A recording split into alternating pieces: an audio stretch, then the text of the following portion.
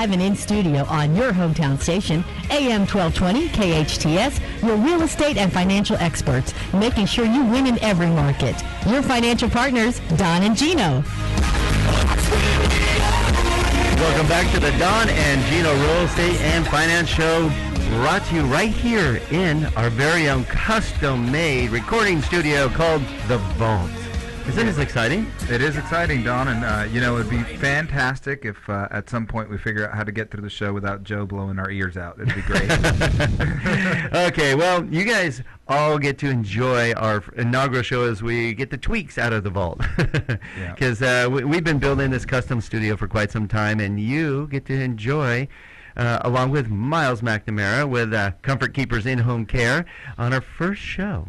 That's Not right. our first show from the vault.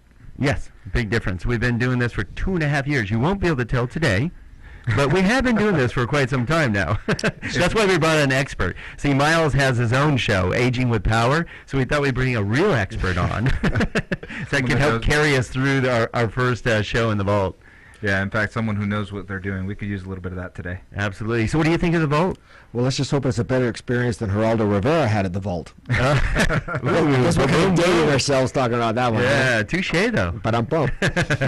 Well, we brought in Myles. Myles has been on our show before, and he thinks we have something against him because we tend to bring him on these pre-recorded shows and type stuff as we're learning how we're working with the vault and how things are going to come to play.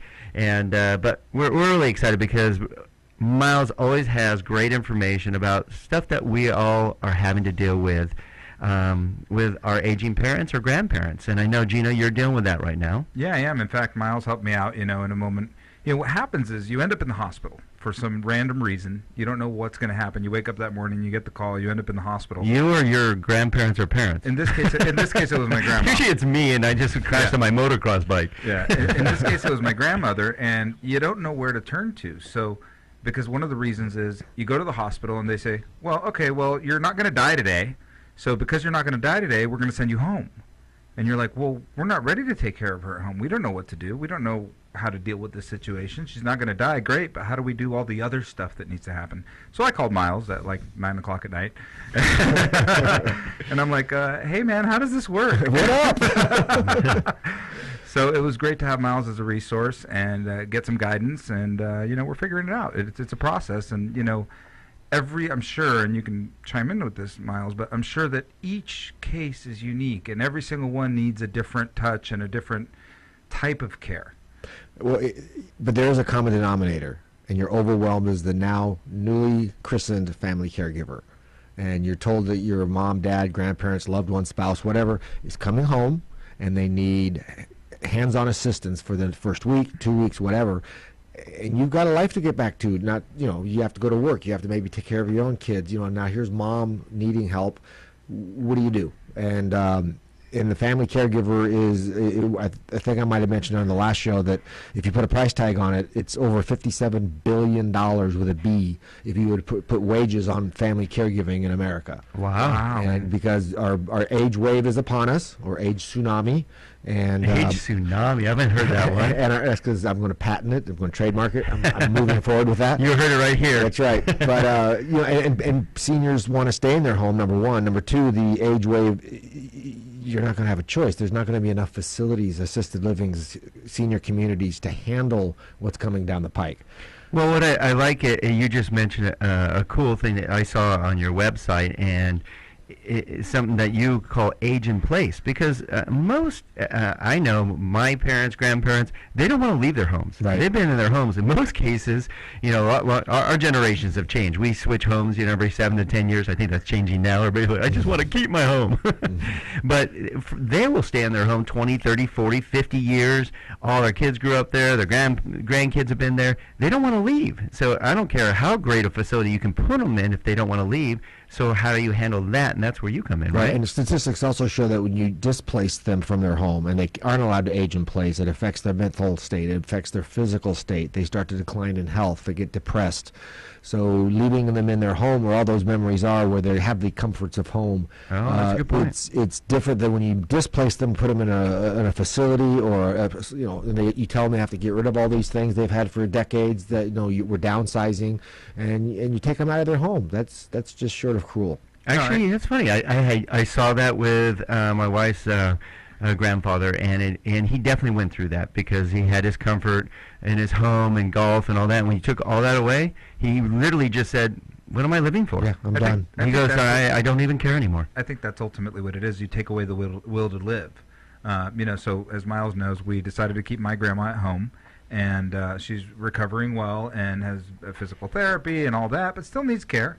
And ultimately, it was a great decision, because we toured a couple of the facilities, and we won't even get too much into the politics of it, but maybe a little bit. But, if you don't have the right Medicare plan, the facilities available to you are a little scary, to say the least. And, you tour those places, and I think part of the reason, too, is I'll give you a picture of my grandma's household. Even if she's not doing 100% right now, we still have barbecues there every weekend. I go there with my kids. She's there with her kids, right? So we've got nieces, nephews, grandkids, all kinds of young people living life and happy. When you go to a facility, you have a lot of people dealing with difficulties. They're not all elderly, because a lot of times people in facilities have had accidents or things like that have put them there. But overall, everybody there has issues. Nobody's there because they're doing really well and they're really happy. So we all have issues, Gino. So I think you're right. Well, that's a whole long show. It's a different show. Yeah, we don't have that many hours. But I think that's what contributes to the overall depression and the loss of will to live.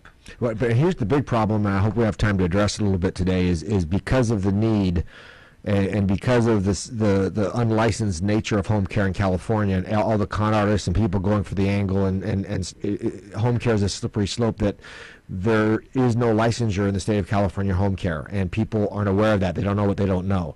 So, there's a lot of pricing differences, and there's reasons behind that, and there's background checks, and there's insurances, and there's all these different aspects of what makes the price point the real price point. No, feel free to go deep on that, because I think that's an imperative piece right now, because it obviously cost is important, and it's a cost some aren't prepared for or can handle and stuff, but it is imperative to the success, basically, I would imagine, of who you choose.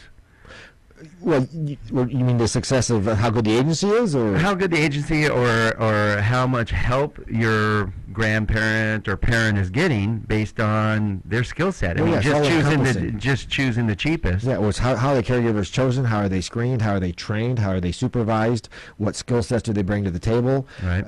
Do they speak English? Do they, bi and trilingual is accepted, but if I can't talk to you, I can't tell you the care plan that needs to be done in the home.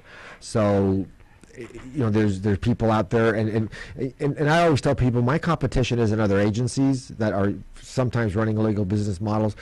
My main competition, the families are so aware of, is the private hire. When someone knows a friend who they bring into the home, they're going to pay them cash, and again, that I could go off on that forever to as far as the cautions of doing that, because you basically, when you bring someone into your home and you start paying them privately, you just become a small businessman or woman, because now the state of California says that you have to withhold payroll taxes, you have to issue a W-2, because caregiving is not an independent contractor classification.